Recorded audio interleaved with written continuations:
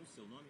Não, eu conversei com ele, óbvio que a gente conversa sobre isso sempre, tá? E o que ele fala, e eu concordo, é que não está no momento de discutir isso agora. A gente não pode simplesmente... A sucessão dele. Sobre o projeto nós tratamos sim, foi o que eu falei aqui, o pedido dele diretamente ao presidente Hugo Mota e ao presidente Davi Alcolumbre, para que coloque em pauta esse processo ande, para que a gente tenha um texto final, seja ele qual for, a gente vai defender a anistia, só que a gente tem que ter os votos suficientes para isso, que eu acredito que nós temos. Senador, vocês conversaram sobre a possibilidade de Não, não. Não conversamos sobre isso, já é um absurdo humanitário ele estar aqui na sede da PF. É o mínimo, repito, que ele tinha que ser atendido, porque a lei garante ele a isso, pela idade dele, pelas comorbidades que ele tem. Isso aqui é uma crueldade, cara. E é um risco muito grande à saúde dele, à vida dele. Então, estão brincando com uma coisa, como brincaram com o Clezão, e deu no que deu. Eu não quero, né, que isso aconteça, obviamente, com meu pai também, porque a família do Clezão está aí hoje, não tem como apresentar nenhum recurso para trazer o pai das meninas, o marido lá da viúva, de volta. Então, que esse erro que ele cometeu por não agir, por não decidir sobre os mais de 10 pedidos médicos que tinham para que o Clezão saísse da penitenciária e fosse fazer tratamento, isso obviamente foi minimizado, deve ter sido entendido como alguma manobra para sair do presídio, enfim, alguma frescura, e no fim viu-se que não era. E eu estou insistindo aqui com isso porque não é. O que a gente está falando aqui tem amparo médico, todo mundo é público e notório, aí todos sabem das dificuldades de saúde que ele tem após a facada que ele tomou por parte de um ex-militante do PSOL, e a gente não quer, obviamente, que isso aconteça com ele. A sala não é confortável, senador? Uma outra pergunta? Em relação à rotina desse presidente, como é que está a alimentação e os remédios aqui? Não, ele tá aqui diz que está sendo bem atendido pelos policiais federais, né? O doutor Cláudio deixou aqui os remédios separados para que ele pudesse tomar ali sem misturar remédios, sem tomar mais nem a menos, enfim, para continuar esse cuidado especial com relação às crises de soluço, que é o que mais nos preocupa nesse momento. E a alimentação? A alimentação, ele até esse momento está se alimentando com o que a Michele está trazendo aqui para ele todos os dias, mas eu, mais uma vez insisto que vocês... Pois é, eu queria que vocês confirmassem, porque isso é um absurdo, isso não pode acontecer, isso não é um tratamento que tem que ser dado a uma pessoa idosa com comorbidade que precisa, por orientação médica, ter uma alimentação especializada. Não é nenhum luxo, é questão de saúde dele. Você deve solicitar uma nova visita? Vou solicitar visita toda hora, lógico.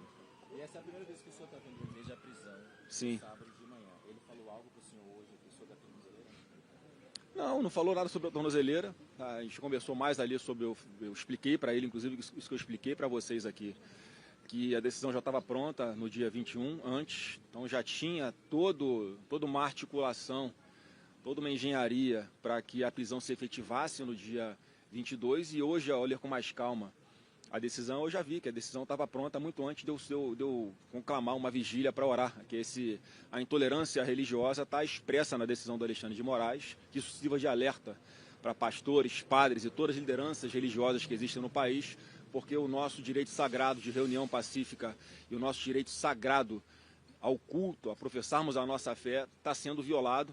É uma decisão claramente inconstitucional e totalmente absurda, que a gente não vai abrir mão de fazer, pelo menos de pedir a Deus pela saúde do meu pai e pela justiça nesse país e pelo retorno da democracia. Tá bom, gente? Obrigado, bom trabalho aí, tá?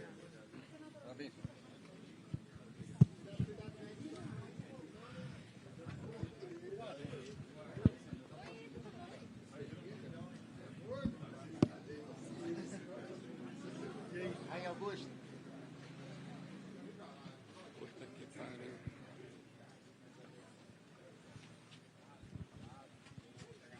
Com base, ele botou na sentença uma vigília, né, um pedido para que pessoas fossem junto comigo orar pela saúde dele, por justiça, que não era na porta do condomínio dele, era longe da porta do condomínio, que não causou, eu fiz a vigília, não causou nenhuma aglomeração.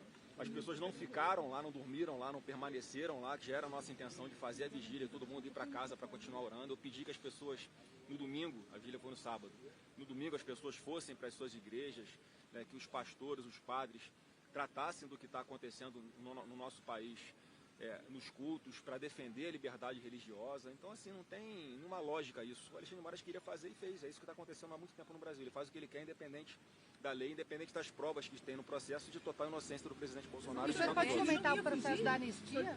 O senhor disse no começo da resposta. Não entendi. Vão recorrer, senador? O senhor disse que não ia fugir para a pergunta da colega.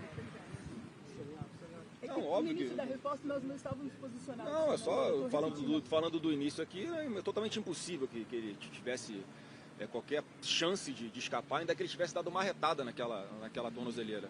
E se ele quisesse fugir, ele não tinha ali tentado tirar a capinha, a tampinha da caixinha lá da tornozeleira, ele tinha metido a tesoura na tornozeleira. E foi realmente uma confusão mental, que a ciência explica o que aconteceu, foi uma confusão mental por parte dele, e eu acredito que tem sido isso mesmo. Vão recorrer? Entendi. Vão recorrer? O que vocês vão fazer? Do quê? Como vocês vão fazer agora? Eu não sei, essa parte jurídica eu prefiro que os advogados dele falem, tá? Eu só acredito que eles vão apresentar os embargos infringentes, pelo menos, não sei aí qual é a estratégia exata, mas a gente está vendo que isso não é um processo, né? Isso é uma farsa que está acontecendo há muito tempo e ele está sendo, as decisões estão sendo com base em quem ele é, não com base no que está nos autos, tudo um jogo combinado. Como é que está a saúde? O senhor tinha falado, né, da questão Não, ele teve crise de soluço de ontem para hoje. Durante a noite? Eu não sei qual foi o horário exato, né, mas parece que o policial federal, alguém que estava ali de plantão, deu a medicação para ele e conseguiu tirar, né, a crise de soluço dele que estava começando forte. Né, enfim, eu fico preocupada com isso, porque uma das internações dele aqui em Brasília foi exatamente por esse soluço, ele acaba broncoaspirando um pouquinho de líquido que vem do estômago, e isso causa infecção no pulmão. Essa é a preocupação, isso é uma coisa grave, isso é uma coisa que pode ser letal.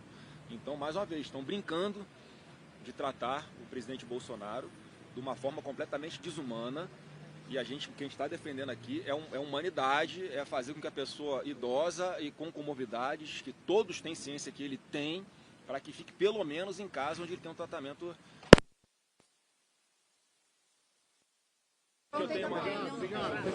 Cuidado a escada aqui atrás, a escada. senador Flávio Bolsonaro diz aqui para a Rádio Agora sim.